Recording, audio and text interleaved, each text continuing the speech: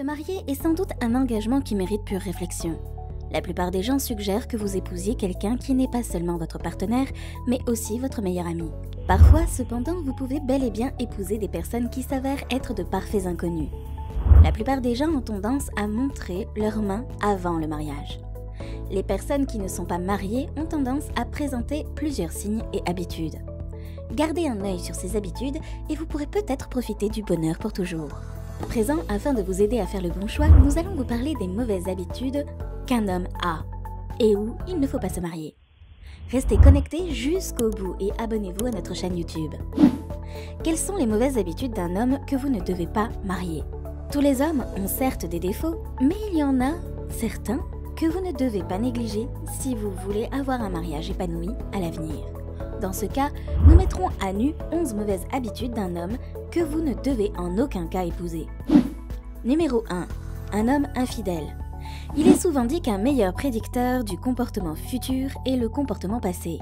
Il y a certainement eu un moment où votre partenaire vous a été infidèle et vous avez décidé de lui pardonner et d'essayer d'aller de l'avant.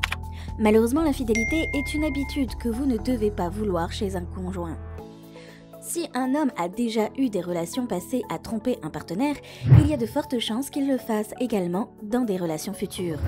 Si votre partenaire ne respecte pas suffisamment votre relation pour rester fidèle, vous ne devez à aucun moment vous engager à long terme envers lui en l'épousant. Numéro 2. Un homme qui veut que vous fassiez tout à sa place. Votre partenaire est-il cuisinier? Ou est-il capable de nettoyer après avoir mangé? Il y a toutes ces petites choses non négligeables que vous devez vous demander lorsque vous envisagez de vous marier. Si la réponse à la plupart ou à toutes ces questions est non, il serait temps de reconsidérer le mariage. En résumé, votre partenaire doit être votre égal et investir sur vous comme vous le faites pour lui. Le mariage, c'est fondé sur une famille ensemble, pas devenir le gardien de votre partenaire. Numéro 3. Un homme qui n'a pas d'objectif. Il y a des hommes qui sont sans ambition, mais en fin de compte, ils disent simplement ce qu'ils savent que les femmes veulent entendre. Quelqu'un qui n'a pas d'objectif de vie ne conviendra pas à votre bonheur pour toujours. Être stagnant dans la vie est une habitude que vous désirez éviter lorsque vous choisissez un partenaire de vie. Votre partenaire doit avoir des objectifs, des rêves et des ambitions, même s'il y a peut-être besoin d'aide pour les atteindre. Si vous songez à vivre sur le long terme avec votre homme, il faudra qu'il commence à se projeter. Numéro 4. Un homme qui ment. Quand il s'agit de relations, l'honnêteté est la clé d'une bonne relation. La tromperie n'est pas à prendre à la légère. Les deux partenaires dans une relation doivent être honnêtes l'un envers l'autre. Si un partenaire a l'habitude de mentir, c'est un mauvais signe à ne pas négliger. Vous ne voulez pas passer une éternité avec quelqu'un qui vous a constamment menti tout au long de votre relation.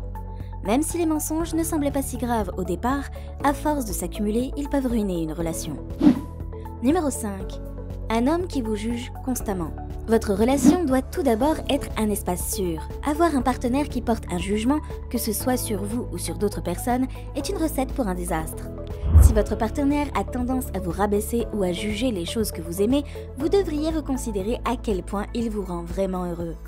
Les mariages devraient être un lieu où les deux partenaires se sentent à l'abri du jugement, en particulier l'un de l'autre. Numéro 6. Un homme qui a tendance à rompre ses promesses.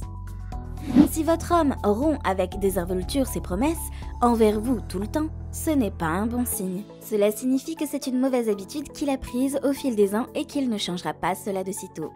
S'il rompt une promesse au début de la relation, ce n'est pas grave. Mais s'il continue à le faire, vous devez considérer cela comme un énorme drapeau rouge.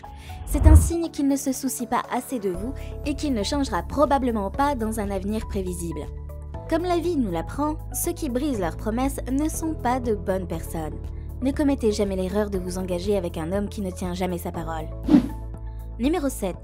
Un homme qui est étroit d'esprit. Les hommes qui ont l'esprit étroit vous frustreront sans doute. Les femmes souhaitent simplement que les hommes soient plus ouverts à faire autre chose que de regarder des sports tout le week-end.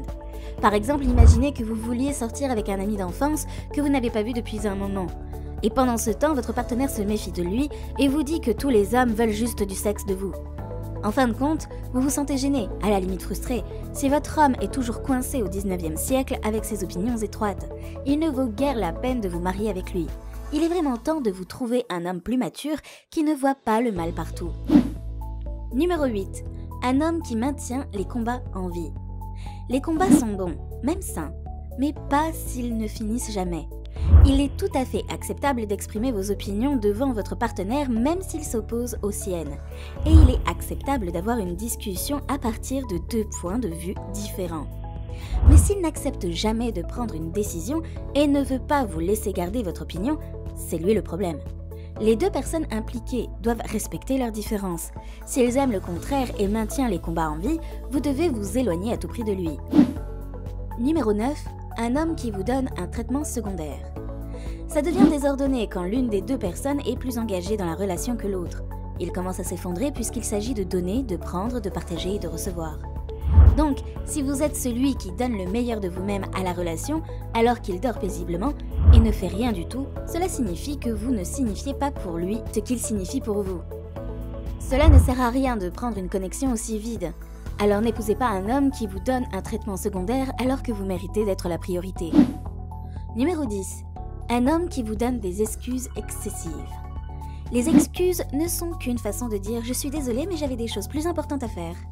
Par contre, s'il y a plus d'excuses que de raisons et qu'elles sont trop insensées pour être vraies, il essaie seulement de vous mentir. Un tel comportement chez un homme que vous êtes sur le point d'épouser peut être un rebut et devrait être un rebut. Alors tenez-vous éloigné de ces genres d'hommes. Numéro 11. Un homme qui tue les conversations. C'est un grand bavard, c'est génial, mais dès qu'il s'agit de raconter une histoire ou de partager quelque chose, il vous coupe comme si de rien n'était.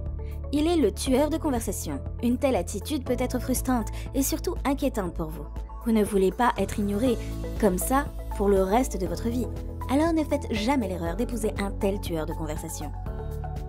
Nous sommes arrivés à la fin de cette présentation. Vous savez désormais quel genre d'homme vous ne devez pas du tout épouser.